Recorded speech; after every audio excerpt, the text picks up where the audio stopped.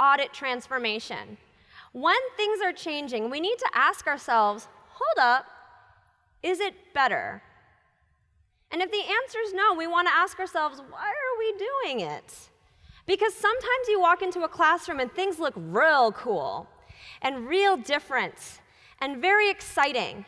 But if you take a step back and ask, is it better? And I don't just mean test scores. I don't just mean our kids sitting in seats and our attendance higher. I mean, is it qualitatively changing the experience for our students in a better way? My philosophy of learning is both humanistic and inquiry learning based. Before students can even get into the correct mindset for learning, their needs must be met. This includes food, health, and shelter. How can a child be expected to learn if they're hungry all day? Or if they're physically or emotionally in pain? Or if they're worrying about where they will sleep next or going back to an unsafe home? These needs must be met before any meaningful learning can take place. I also believe students learn best when they can take control of their own learning.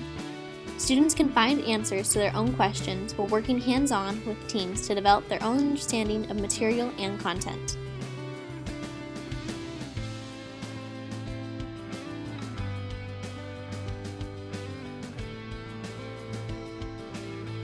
Tamara Caldor wrote that you should create a classroom community that encourages everyone to experiment, explore, and inquire together. This can help build relationships among students and increase engagement. There are various technological tools that can help accomplish this. Code.org, Storybird, Powtoon, Little Bird Tales, and Mindomo are just a few examples, but there are so many more. Anything that encourages students to take charge of their own learning will help with this process. The ISTE standards support this as well. ELL students can face many barriers within a school system. Language can make it difficult for these students to read, write, and communicate. Luckily, many technological resources are available to help these students. Programs like NewsELA and Text Compactor can adjust readings to the comprehension level of that student while maintaining the same content. Tools that transfer speech to text can help these students communicate their writing ideas quickly and efficiently. Translation tools such as Google Translate, Skype Translator, and many others are available for students to read or write in their native language. Quill is another great tool to help with writing. Additionally, these tools are not limited to benefiting ELL students. Students with learning disabilities or impairments can also benefit immensely from the extra help. Tools like self-control can help students who struggle to stay on task to remain focused. The National Center on UDL and the Center on Technology and Disability offer other great resources for helping these students. Research conducted by Ann Meyer, David H. Rose, and David Gordon states that education should help novice learners develop into individuals who are expert at learning.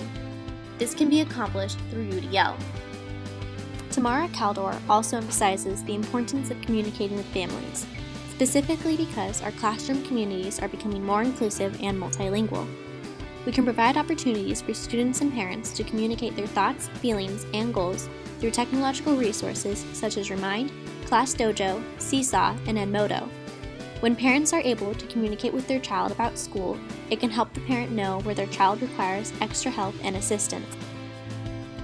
Families can also face barriers when it comes to communicating through technology. Problems can arise from language differences and accessibility.